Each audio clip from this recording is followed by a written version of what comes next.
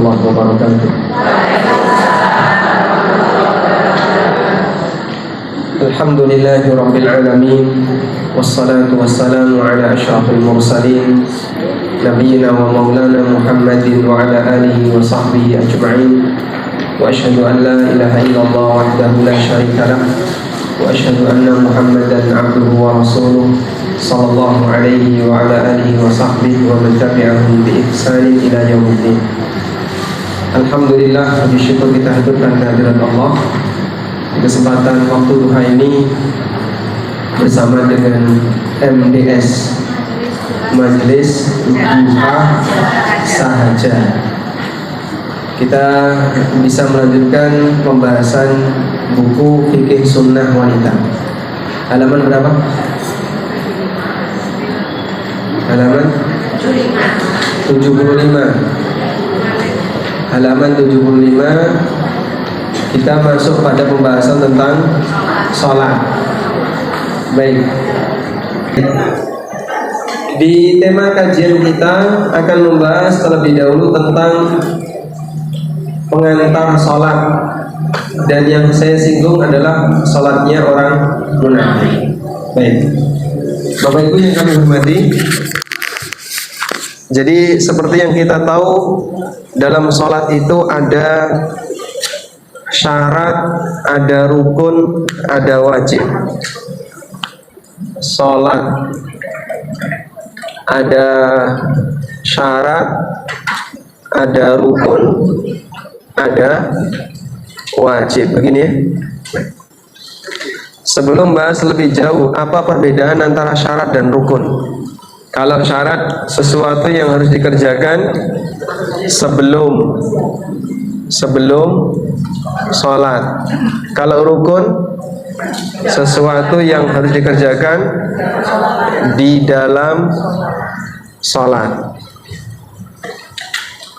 Kalau wajib, apa bedanya rukun dengan wajib? Sesuatu yang tidak boleh ditinggalkan di dalam sholat. Bedanya apa dengan rukun? Bedanya begini. Kalau rukun, bedanya dengan wajib, ini jika ditinggalkan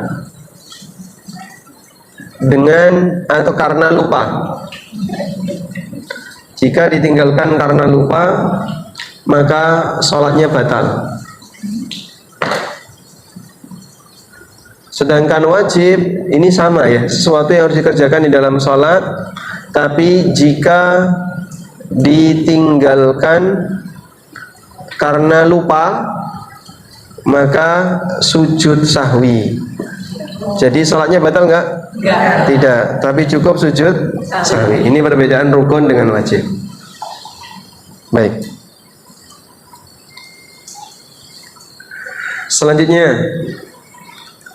rukun sholat ada banyak, sebagaimana wajib sholat juga ada banyak. Dan saya akan memberikan penekanan untuk bagian yang sering dilupakan oleh masyarakat, berkaitan dengan rukun yang disebut dengan tumak-nina. Yang disebut dengan tumak-nina. Tumak-nina itu apa, Pak? Berhenti sebentar ketika seseorang melakukan salah satu rukun dalam sholat. Jadi kalau dia ruku, berhenti sebentar. Ketika dia i'tidal, dia berdiri, berhenti sebentar. Ketika dia sujud, berhenti sebentar. Semua bentuk berhenti sebentar ketika selesai melakukan gerakan tertentu, itu disebut dengan tumak-nina. Dan tumak-nina ini rukun. Baik. Ada manusia yang disebut oleh Allah dalam Al-Quran, dia ketika sholat tidak tumak-nina, yaitu orang-orang munafik, yang dikatakan oleh Allah dalam Al-Quran, wa idza qamu ilas salati qamu kusala yura'unan nas wa la yadhkuruna Allah illa qalila. Orang munafik, dia melakukan sholat, tapi ciri sholatnya orang munafik, satu, tidak tumak nina. Yang kedua, cepat gerakannya. Yang ketiga, malas-malasan. Yang keempat, suka menunda waktu. Suka menunda waktu, engkosa-engkose. Yang kelima, tidak khusyuk. Yang kelima, tidak khusyuk. Yang keenam, suka riya, pamer. Yang ketujuh, tidak ingat Allah kecuali hanya sedikit. Ini semuanya disebutkan dalam dalil baik dari Al-Quran maupun hadis Nabi SAW. Sekarang akan kita lihat bagaimana dalil dari Al-Quran. Allah Subhanahu wa ta'ala berfirman tentang salatnya orang munafik. Anda bisa buka di di surat An-Nisa ayat 142. Di surat An-Nisa ayat 142. Baik, silakan dibuka mushafnya. Surat An-Nisa ayat 142. Ketemu? Dicatat dulu ya.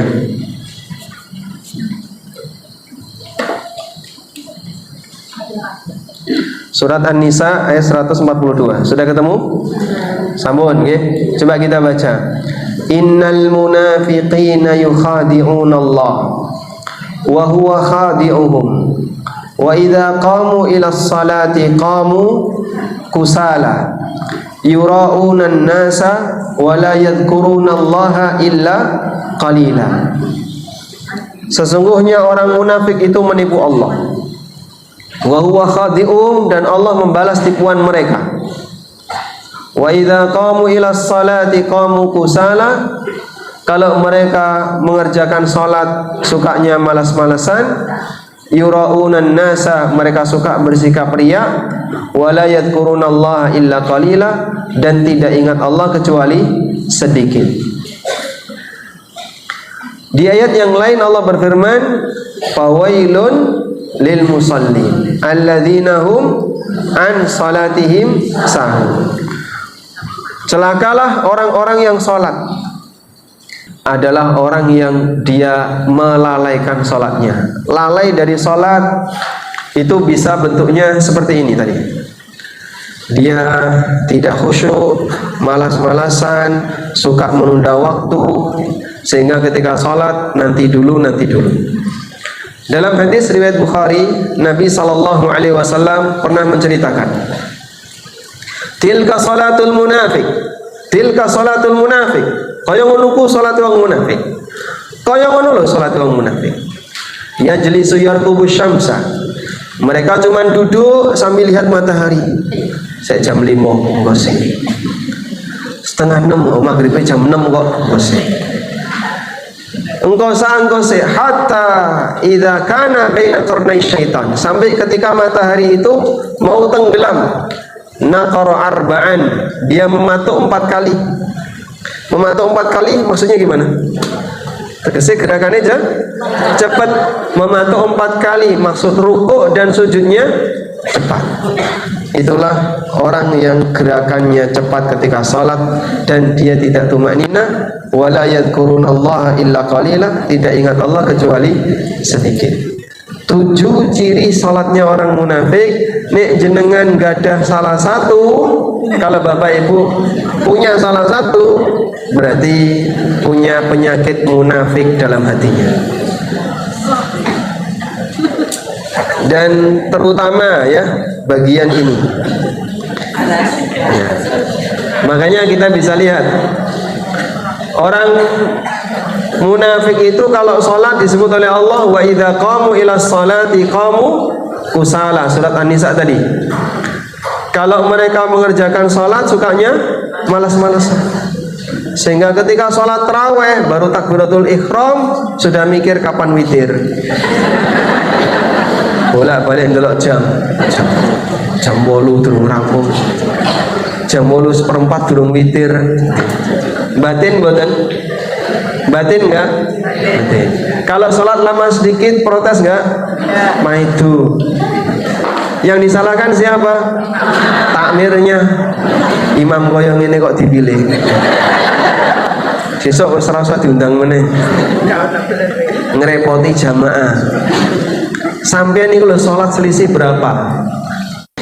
Makanya ini bekal yang paling penting ya, terutama ketika sudah masuki bulan Ramadan, sholat itu harus dinikmati.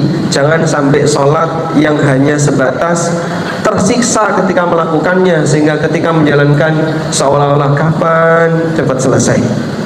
Itu orang yang tersiksa dalam sholat. Baik. Dan terutama mohon maaf bagian ini. Terutama bagian ini. Orang tidak tumakninah ketika sholat, sholatnya batal.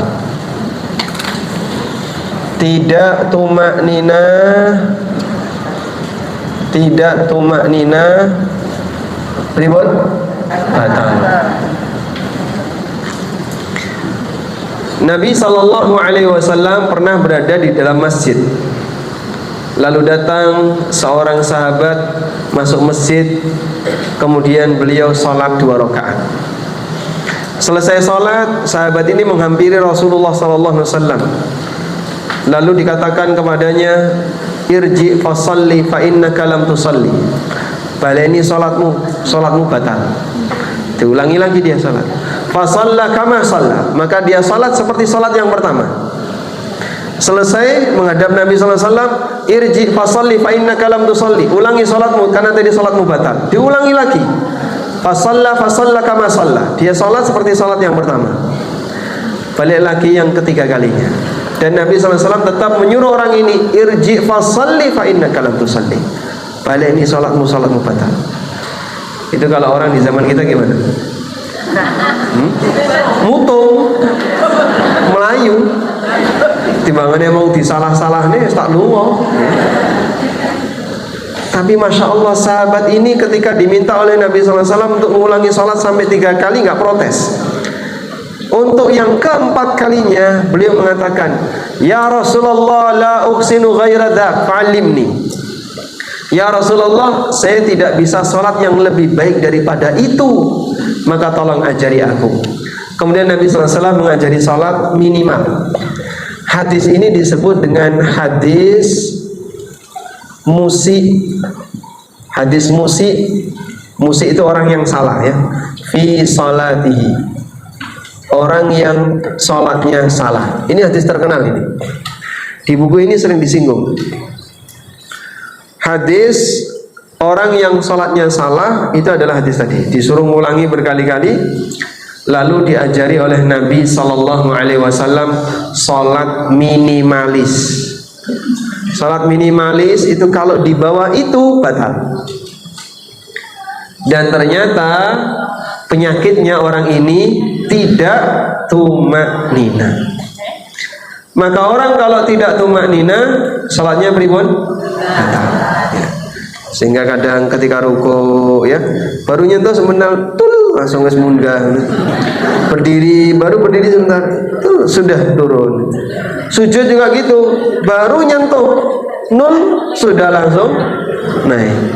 Jadi mau tutul-tutul tuh. Itulah yang dikatakan oleh Nabi SAW. Dia mematuk 4 kali, cepat gerakannya karena tidak tumakninah. Baik.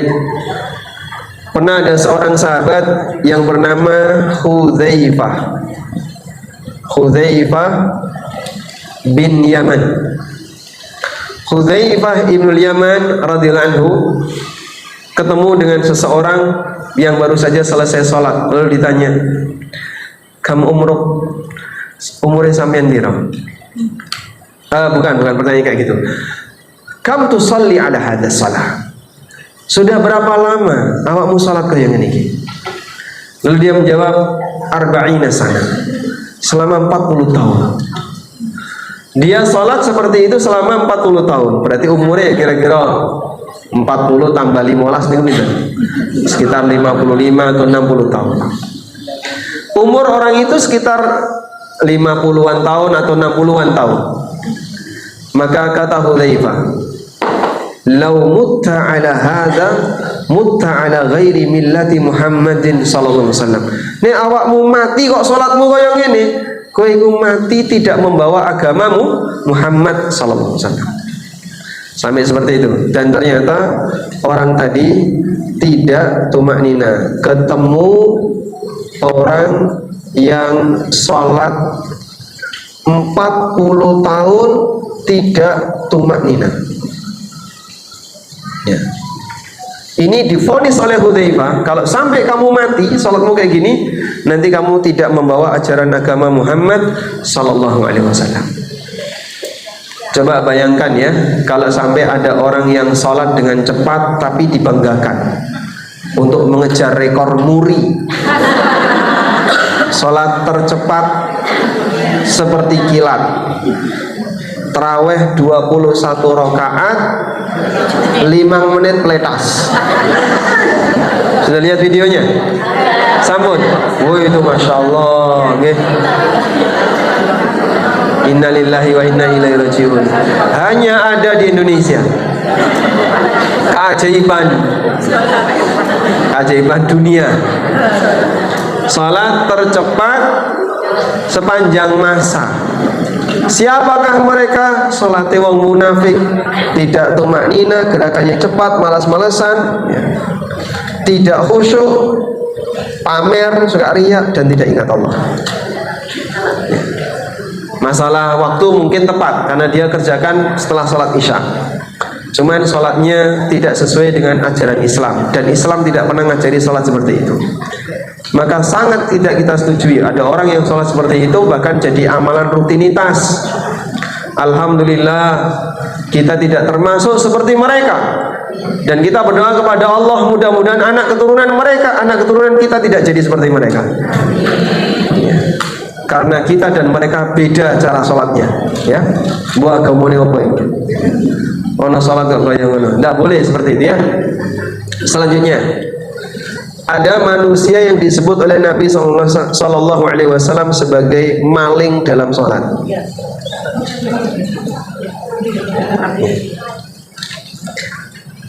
Dalam sebuah hadis yang sahih, Rasulullah Sallallahu Alaihi Wasallam bersabda, ketemu? Ini baru mukaddimah ya. Nanti insya Allah kita bahas lebih detail. Dalam hadis yang sahih, Nabi Sallallahu Alaihi Wasallam pernah bersabda, "Aswa'un nasi sariqatan man yasriku fi salatihi." Maling yang paling elek adalah maling dalam salat. Para sahabat bertanya, "Ya Rasulullah, kaifa yasriku ar-rajulu fi salatihi?" Apa ono ya Rasulullah, wong kok maling nalikane salat? Ada enggak orang salat karo ngambil barang koncone? Hah? Banyak. Hah? Sambil salat dia ngambil kotak infak sambil salat bisa? Kalau maling ra salat, gitu. Tapi kalau orang sambil salat ada kotak infak di depannya diambil bisa? Enggak bisa. Tapi Nabi SAW mengatakan, aswa'un nasi sariqatan man yasriku fi salati. Manusia yang paling elek, maling yang paling elek adalah maling dalam salat. Maka sahabat bertanya, bagaimana orang bisa jadi maling dalam salat? Alladzi la yuqimu sulbahu hina yarka' wa yasjud.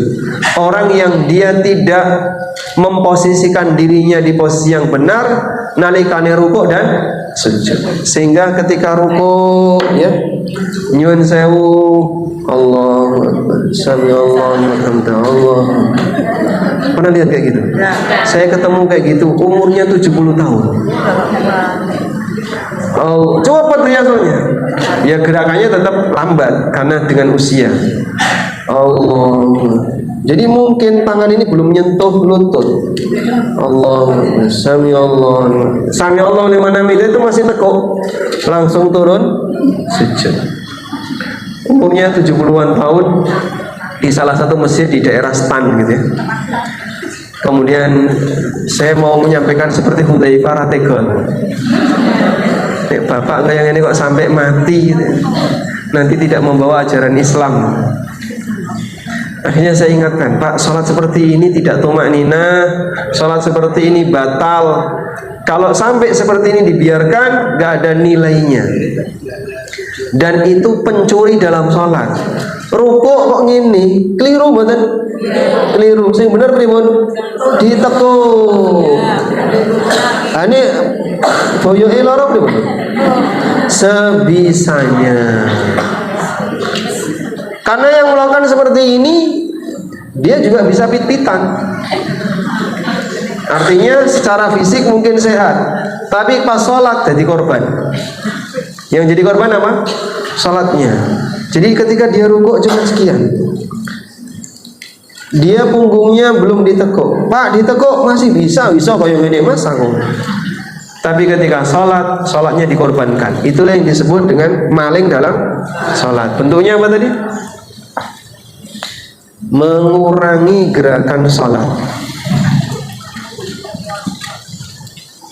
mengurangi gerakan sholat. Ada juga yang ketika i'tidal, nggih. Rukuknya udah bagus, subhana rabbiyal sami Allah liman hamidah, sami Allah liman hamidah. Dia belum berdiri. Oh masih nunduk. Ketika sami Allah liman hamidah dia masih nunduk, terus turun. Nah seperti ini masuk kategori maling nalikane salat. Dia suka mengurangi gerakan salat. Insya Allah di sini nggak ada. Hah? Salat beriman? Beriman.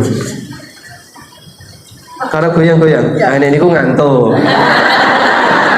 Kalau goyang-goyang ngeten nggih? Enggak ngantuk. Tapi terus-terusan ngeten niku. Itu berarti terlalu banyak bergerak. Kalau salat terlalu banyak bergerak, salatnya bisa batal. Ya. Kecuali kalau dia misalnya ada cacat apa yang orang itu selalu bergerak. Tapi kalau dalam kondisi normal dia bisa diam. Tapi nek sholat goyang-goyang gini, gitu. Kayak wong zikir ya. Ya itu bisa batal sholatnya karena terlalu banyak bergerak. Oke. Kayak anak kecil itu terlalu banyak bergerak itu bisa batal sholatnya. Baik. Sekarang coba diperhatikan ya. Di dalam Al-Quran ada orang yang diancam oleh Allah. Perbuatannya disebut dengan perbuatan tatfif. Orangnya namanya mutaffif. Orangnya namanya apa? Mutaffif. Sebutkan surat yang menyebutkan kata ini. Surat Al-Mutaffifin. Coba bunyi gimana? Wailul lil mutaffifin alladzina idza talu 'alan nasi yastawfun wa idza kaluhum aw wazanuhum yukhsirun ala yadhunnu ulaika annahum mab'utsun liyaumin 'adzim yauma yaqumun nasu lirabbil alamin. Sinten yang mutaffif niku? Al-Quran mengatakan alladzina idza talu 'alan nasi yastawfun. Nek tuku njaluk digenepi. Nggih. Alladzina idza talu 'alan nasi yastawfun. Kalau beli minta genap, wis pokoke ora ana sing kurang. Sehingga nek timbangan cucuk manuk ya kudu jlek. Wis jlek dimboi Pak, dimboi. Saya njaluk dimboi. Wa idza kaluhum aw wazanuhum yukhsirun. Tapi kalau jual suka mengurangi. Dan orang seperti ini berarti dia curang. Makanya disebut mutaffif. Celakalah para mutaffif, yaitu orang-orang yang curang. curang ketika dia berdagang, kalau beli minta genep, kalau jual suka mengurangi. Jenengan nek tumbas gorengan bungkus dhewe milih mboten? Milih sing napa? Sing gede. Niku selisih berapa mili? Selisih pinten mili niku? Gelpung antara yang kecil sama yang besar. Orek-orek tekan ngisor ngono gitu. Kalau dimek-mek kabeh.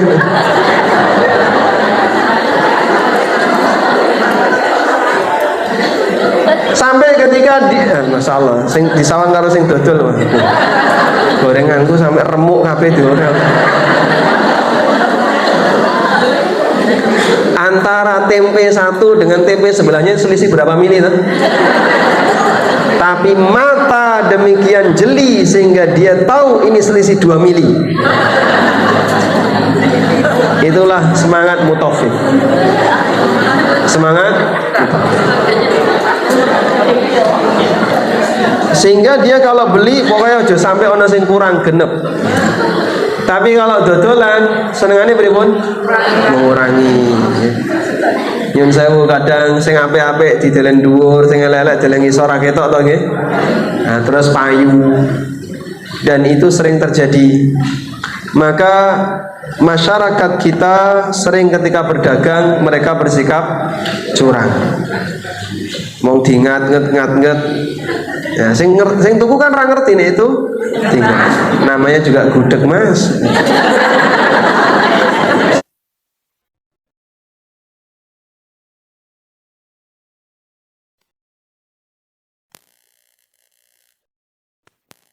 Ini membahas tentang masalah jual beli, tapi tafsirnya melebar.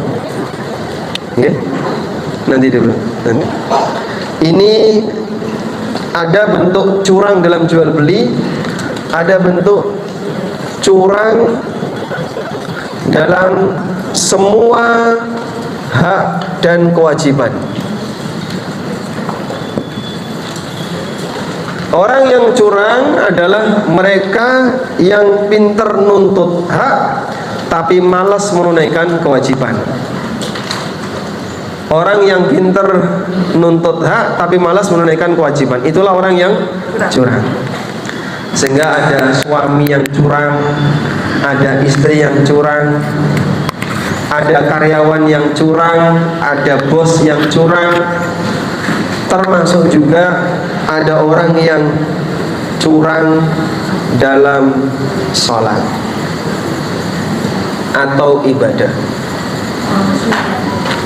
yaitu orang yang tidak menunaikan kewajiban ibadah dengan maksimal, tapi dia semangat dalam menuntut pahala. Sebagaimana yang pernah dikatakan oleh sahabat Salman Al-Farisi radhiyallahu anhu. Beliau mengatakan, innamas salatu mikyalun. Saat temannya salat itu ono ukurane. Salat itu ada takarannya. Sesungguhnya salat itu ada standarnya, ada takarannya. Faman naqasa minha fahuwa minal mutaffifin. Maka siapa yang mengurangi takaran salat berarti dia orang mutaffif. Fandur madza qala Allahu 'anil mutaffifin. Awakmu gatekno apa yang difirmankan oleh Allah dan ancaman yang diberikan oleh Allah untuk orang mutaffif. Padahal mutaffif yang disebutkan di surat Al-Mutaffifin itu mutaffif curang dalam urusan apa? Dunia, urusan dunia. Nek curang dalam urusan dunia saja Allah kasih ancaman. Ala yadhunnu ulaika annahum mab'utsun liyaumin 'adzim. Apa awakmu ora eling nek kowe bakal dibangkitkan besok di hari kiamat? Apa mereka tidak sadar kalau mereka akan dibangkitkan di hari kiamat untuk hari yang besar? Yauma yaqumun nasu lirabbil alamin, di mana orang akan menghadap Allah Rabbul Alamin. Padahal itu curang urusan jual beli. Bagaimana dengan orang yang curang urusan ibadah? Maka mungkin ancamannya akan lebih besar. Sehingga kalau ada orang yang curang ketika ibadah, dia bisa mendapatkan ancaman yang lebih berat, termasuk diantaranya maling dalam sholat, tidak tumaknina, tidak khusyuk, dan seterusnya. Monggo. Poin 5 dan 7. Tidak khusyuk itu pikiran melayang kemana-mana. Jadi dia ketika sholat pikirannya pokoknya hilang, mulai dari takbiratul ihram sampai terakhir dia nggak mikir sholatnya, pikiran melayang kemana-mana, sehingga dia tidak tadabbur. Ingat Allah itu adalah perasaan rasa takut. Ada orang yang sholat karena dia takut kepada Allah, itu baik, berarti dia mukmin. Ada orang yang dia tadabbur ketika sholat, berarti dia khusyuk. Meskipun yang diingat ayat yang dibaca, misalnya baca tentang kisah Nabi Musa, ayatnya membaca kisah Nabi Ibrahim, yang diingat siapa? Kisah dalam Al-Quran itu. Nah, itu yang dimaksud khusyuk, mentadabburi isi dari apa yang dibaca. Nah, wong munafik tidak punya ini dan tidak punya ini, sehingga ketika sholat pikirannya gak karuan, mau mikir nyambul gawe, mau mikir apa. Baik, tidak khusyuk dalam sholat itu ada 2.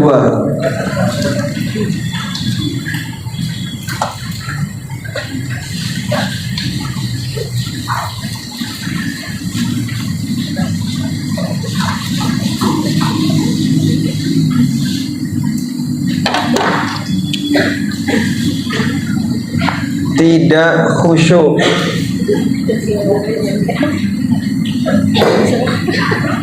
kalau tidak khusyuk itu sifatnya putus nyambung. Jadi kadang khusyuk, kadang tidak, kadang eling sholat, kadang hilang. Badannya ada di dalam masjid, pikirannya sampai dapur, sampai pasar, eling kerudung, barang gitu ya. Ketika dia sedang sholat, maka pada waktu dia sholat seperti itu kadang balik lagi. Iya, saya sedang sholat, terus balik lagi, ingat sholatnya, sehingga sifatnya putus nyambung. Kalau ini sah. Nah, yang kedua, tidak khusyuk hilang total.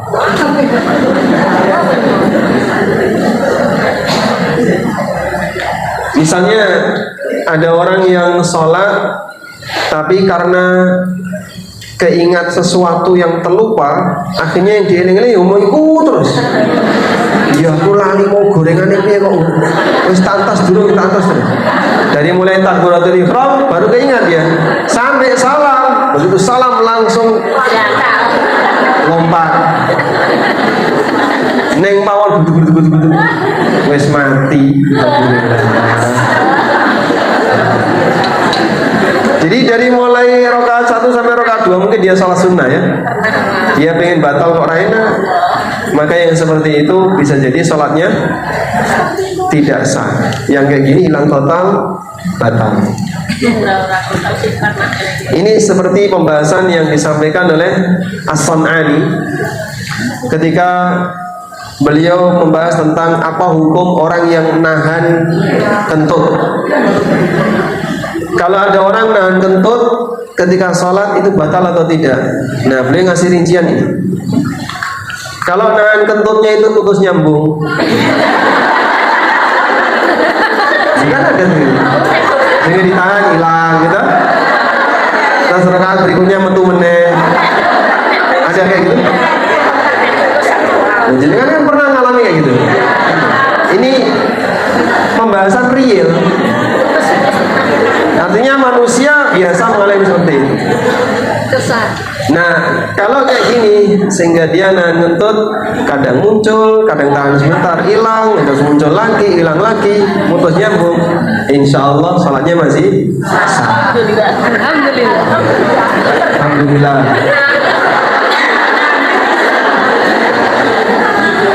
Saya ketemu orang yang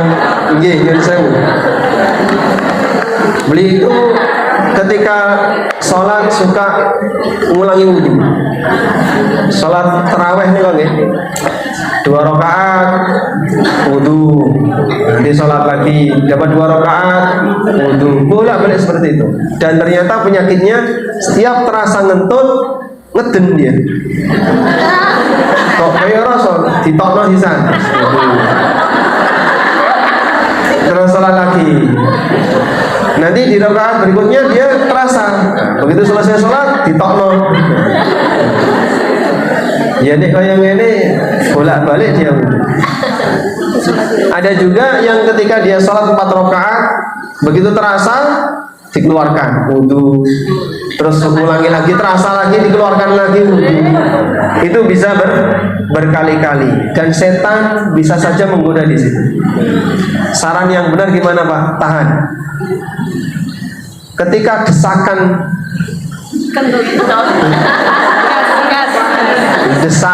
tenaga dalam ya. Ketika desakan tenaga dalam itu tidak terlalu kuat ya, dan Anda punya tenaga luar yang lebih besar, maka sebaiknya jangan dikeluarkan. Karena nanti kalau enggak bolak-balik wudu, dan itu akan bisa menimbulkan was-was.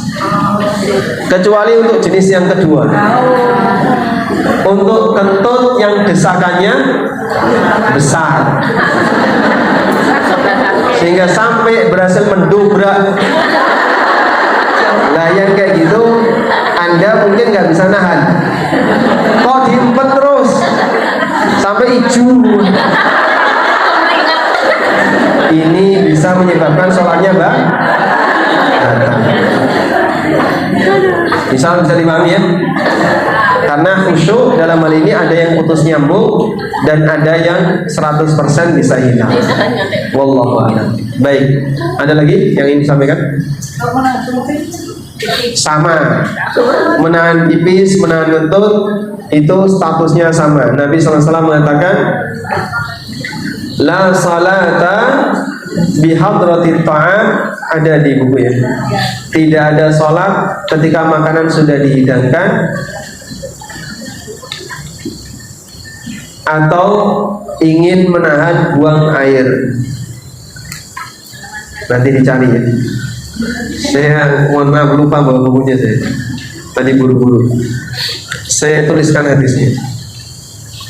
La sholata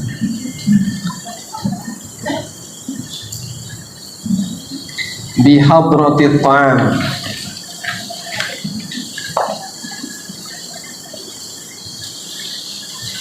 wala huwa yudafi'uhul akhbathan.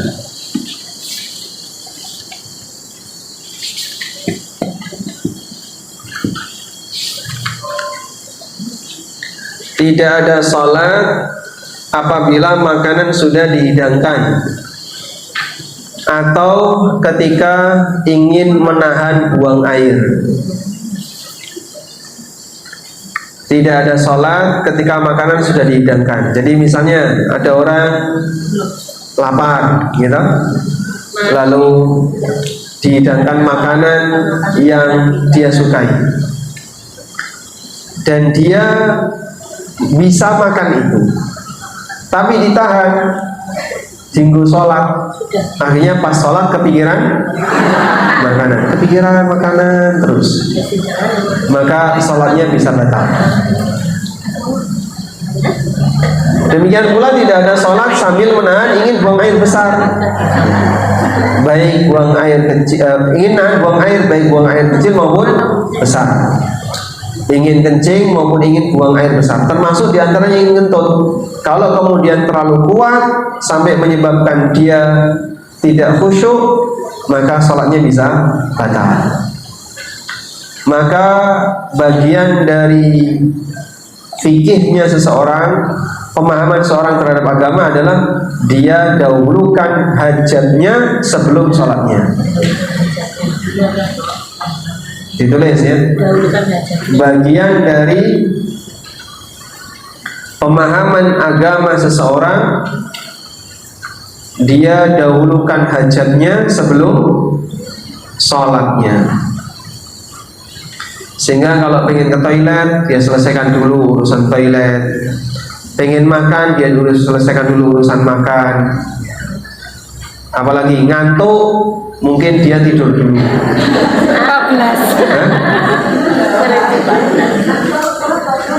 Bagaimana?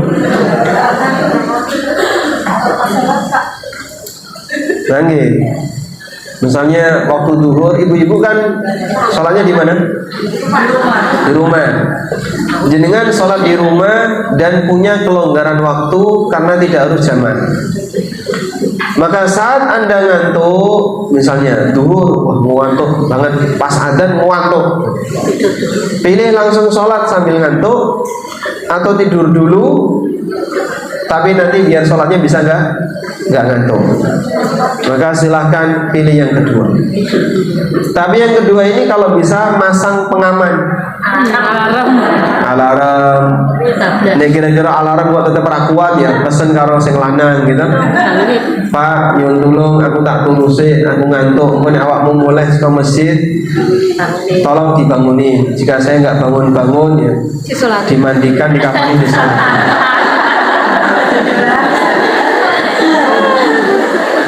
Baik, ini yang bisa dilakukan dalam rangka untuk menjaga agar sholatnya tetap bisa sholat dengan khusyuk. Nah, ada yang lain? Silakan. Kita nggak dengar ya? Nggak dengar. Dengar. Saya kenceng ya.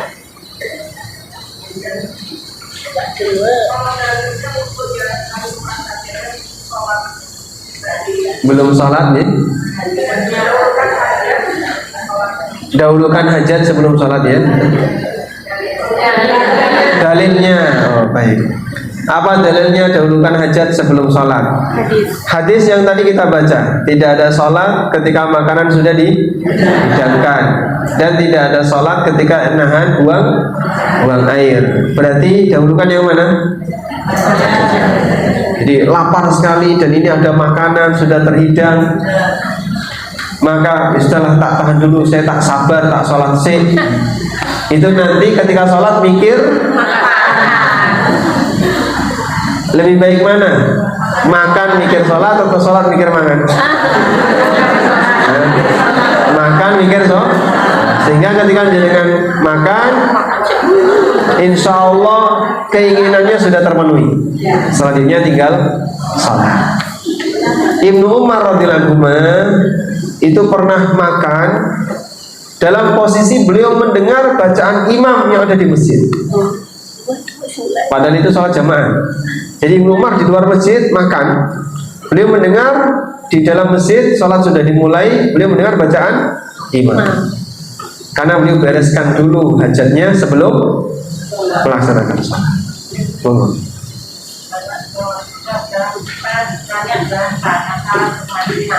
Gimana? Tumak nina. Kalau umpama kita berjamaah, imamnya tidak kuat, bacaannya cepat banget, baik gerakannya maupun semua bacaan. Nah, apakah kita kadang-kadang bisa ulang lagi atau ulang ini aja, atau setelah selesai kita ulang aja sendiri? Setelah selesai ngulangi sholat di rumah. Oke. Kalau kita ketemu dengan imam yang tidak tumak nina, imam melaksanakan sholat dengan gerakan yang cepat sehingga dia tidak tumak nina, apa yang harus dilakukan? Kalau jenengan yakin, ibu yakin sholatnya tidak tumak nina, yang cepat tadi ya, mau nutul, maka mufarokoh niku napa Pak? Memisahkan diri dari jamaah, sehingga mundur terus sholat sendiri. Karena tidak boleh apabila ada imam yang sholatnya batal kita bertahan. Misal ya, ada orang jadi imam, jenengan di belakangnya persis mendengar, wah, bikin mesti nuntut iki wong. Tapi imamnya orang aku menengai gitu. Oh iya, imamnya nuntut. Anda punya bukti, cuman nggak ada barang buktinya. Karena tadi cuma mendengar, nggak semua direkam. Imamnya nggak ngaku, terus gimana? Dalam keyakinan Anda, imam ini batal, maka sholat di belakang imam seperti ini harus diulang. Dan kalau tahu, Anda pisahkan diri, kemudian sholat sendiri. Nah, menjawab ada lagi?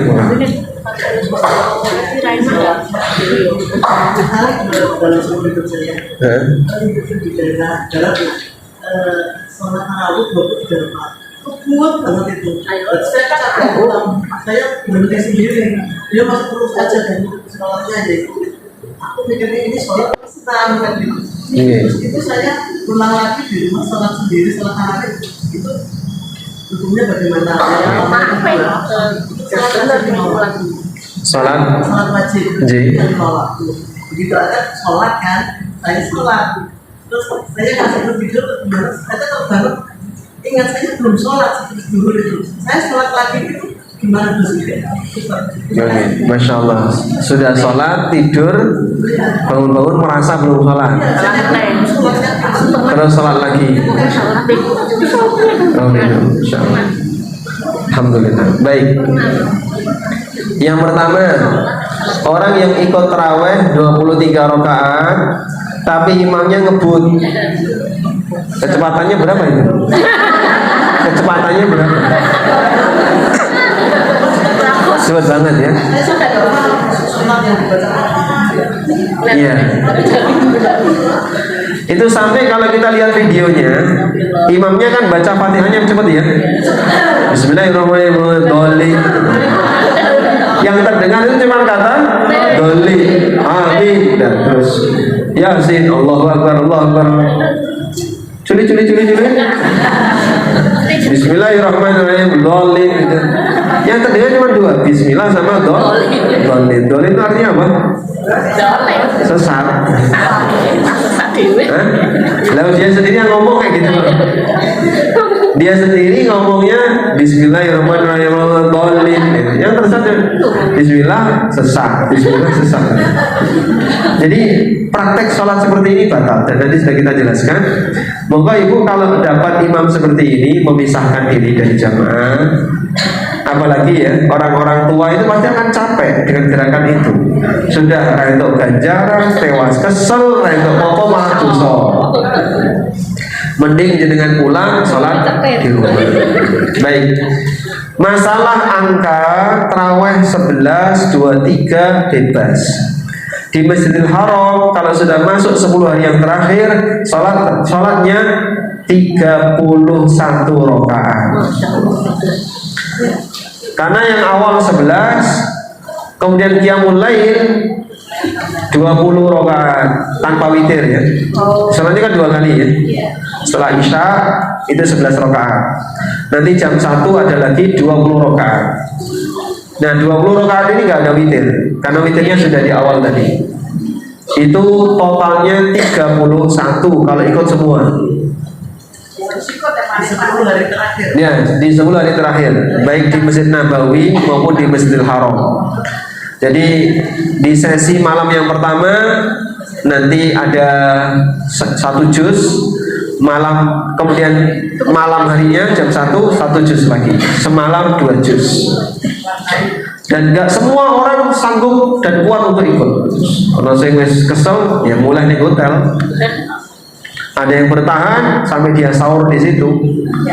Begitu masuk subuh, mereka semua tidur. Saya punya fotonya itu. Yang tidur hampir satu masjid tidur semua pasca subuh. Apa fotonya? Kemarin ikut tuh, alhamdulillah. Ya, ada yang habis subuh masih bertahan zikir, tapi sudah jarang ya. Rata-rata pada istirahat. Ada lagi? Baik, gimana? Waalaikumsalam.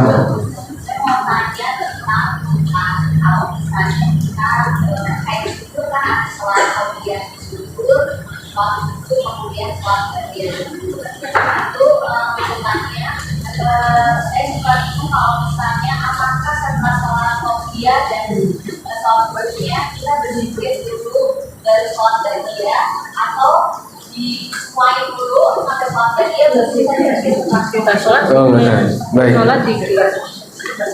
Setelah sholat kita zikir. Setelah sholat wajib kita zikir.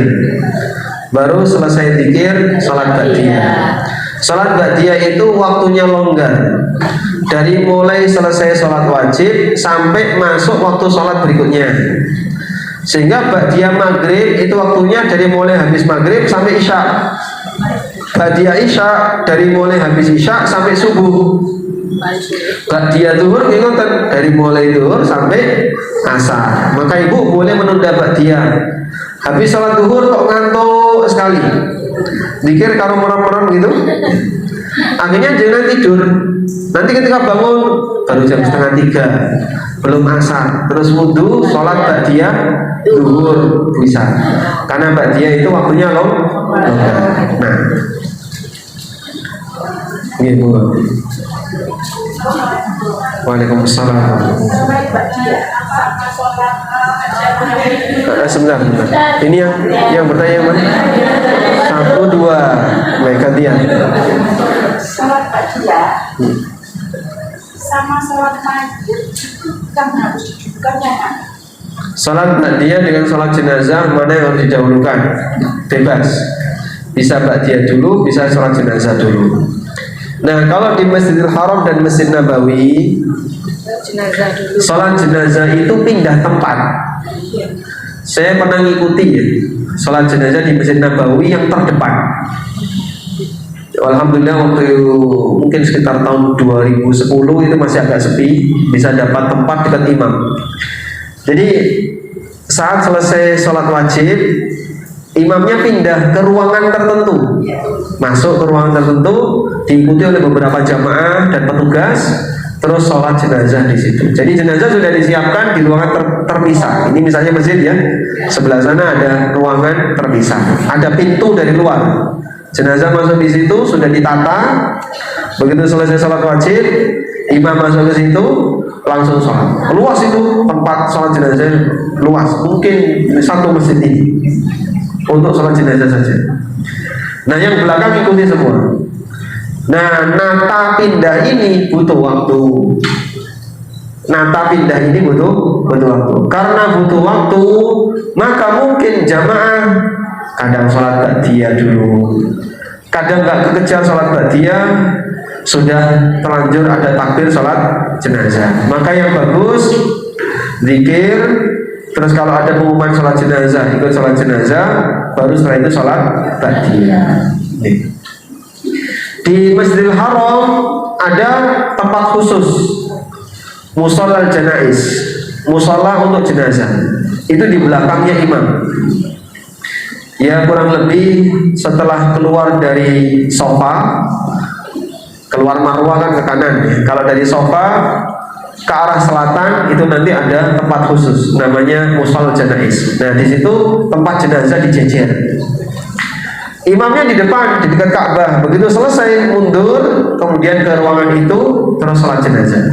Nah, itu natanya butuh waktu. Nah, saat nata butuh waktu, makmum sebaiknya zikir terus sholat jenazah. Monggo. Waalaikumsalam.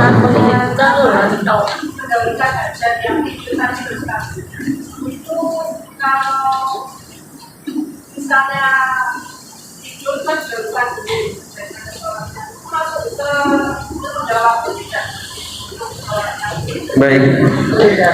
Apakah itu masuk menunda waktu kalau kemudian tidur dulu? Kadang kan kalau masih kan ngantuk Oke. tapi waktunya ngantuk nggak bisa. Baik.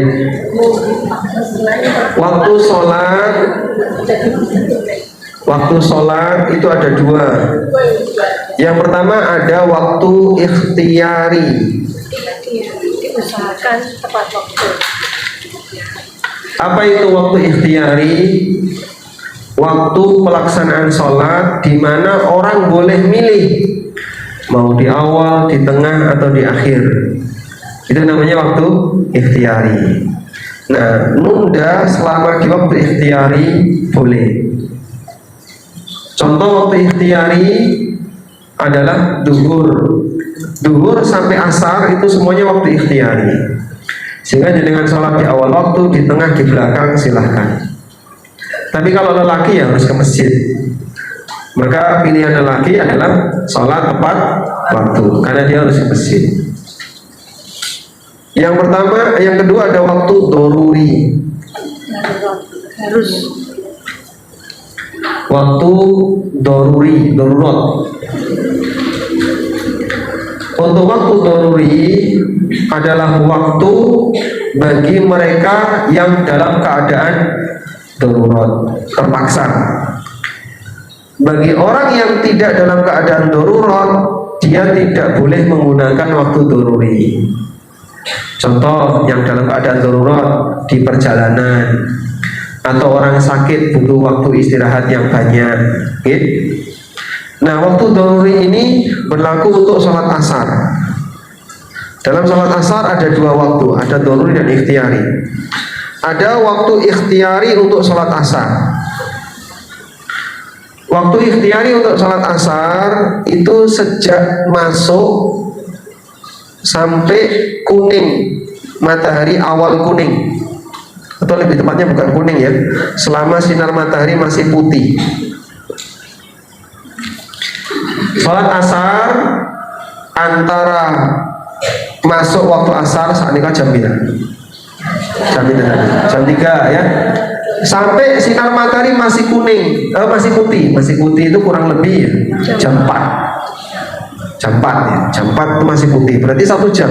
Jadi mulai jam 3 sampai jam 4 ini waktu ikhtiyari. Jadi dengan mau persis jam 3, jam setengah 4 atau jam 4 boleh. Ada waktu doruri. Asar waktu doruri adalah saat matahari kuning sampai maghrib. Sehingga kalau ada orang yang secara sengaja dia sholat di waktu ini, kalau dia punya uzur boleh. Tapi kalau nggak punya uzur, dosa. Ya tadi ya, cuma nyantai-nyantai, terus itu maghrib jam berapa? Jam setengah 6. Ya sudah tak sholat jam 5. Sengaja dia sholat setengah jam sebelum maghrib. Sehingga dia sholat dalam posisi sinar matahari sudah kuning, maka dia berdosa. Itu yang disebut dengan waktu doruri. Nah, jenengan kalau tidur itu boleh, tapi tidak boleh nambah ikhtiyari. Tidak boleh keluar dari waktu ikhtiyari. Ada sholat yang punya waktu doruri, ada sholat yang tidak punya waktu doruri. Duhur itu nggak punya waktu doruri, semuanya ikhtiyari. Maghrib itu semuanya doruri, harus segera, cepat-cepat, sehingga nunda-nunda maghrib nggak boleh. Isya waktu ikhtiyarinya sampai tengah malam, lebih dari itu doruri. Makanya kadang-kadang sebagian jamaah itu, Pak, kalau niku duwe kebiasaan turu sik, engko jam 2 tangi sholat isya. Seperti itu terus, iya tiap hari kayak gitu. Kalau begitu dosa terus. Lu kok bisa Pak? Kan bagus sambil tahajud. Isya itu batasnya sampai tengah malam. Jadi yang kurang lebih sekarang sampai anggaplah jam setengah 1 atau jam 12. Jadi kan lebih dari itu masuk waktu doruri. Tetap ya. Subuh sama, waktu ikhtiyarinya menjelang semburat merah di ufuk timur. Jadi masih suasana gelap, itu waktu ikhtiyari. Tapi kalau sudah suasana merah di ufuk timur, kayak tangi turu sengaja, doruri. Dia nggak boleh ngambil waktu doruri selama tidak punya uzur. Alhamdulillah. Menjawab insya Allah. Baik. Baik. Gimana? Subuh dorurinya dari mulai semburat ufuk merah nih sampai terbit matahari. Jadi kalau ada orang misalnya sengaja mengolat ya. Orang kalau bangun pagi itu kan nggak langsung berigas ya. Ngapain dulu? Ngolat di kamar mandi orang metu-metu semedi. Suwe gak metu-metu itu apa? Menengah gitu ya. Nah itu karena pengaruh ngantuk yang belum hilang. Kalau sampai menjelang terbit matahari dia baru sholat, padahal dia nggak punya udzur, dosa. Tapi kalau punya udzur kayak sakit, saya sakit mas, butuh waktu istirahat lebih panjang, nanti bisa sholat di waktu doruri. Satu lagi. Arahan pandangan yang sholat itu, apakah ada hadis yang menunjukkan harus sholatnya? Baik.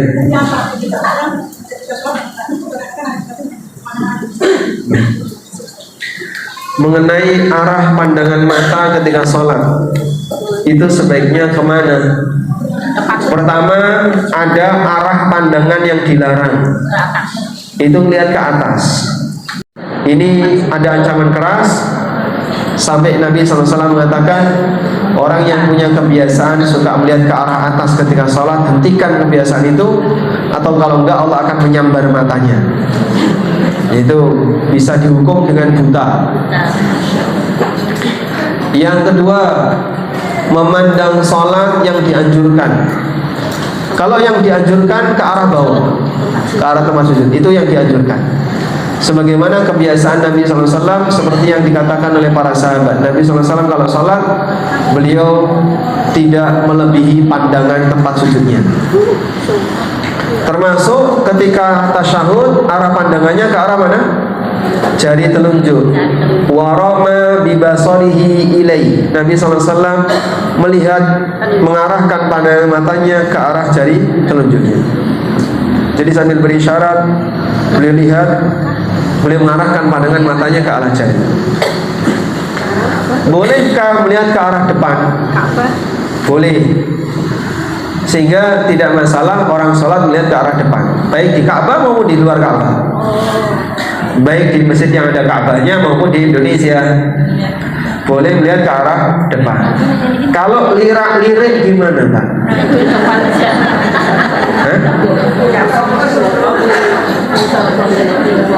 Ada orang yang bertanya kepada Nabi SAW, ya Rasulullah, bagaimana kalau orang sholat tapi dia lirak-lirik? Misalnya kok bujurnya seliwar-seliwar dilirik itu saja. Kata Nabi SAW, dzaka ikhtilasun yakhtalisuhu syaitanu min salatihi. Sholatnya sedang dicopet setan. Sholatnya dicopet setan. Sehingga ketika dicopet setan dia ngelirik. Maka ngelirik itu bisa menyebabkan kualitas pahala sholatnya jadi turun. Wallahu a'lam. Baik, demikian yang bisa kita bahas. Semoga yang sedikit ini bermanfaat.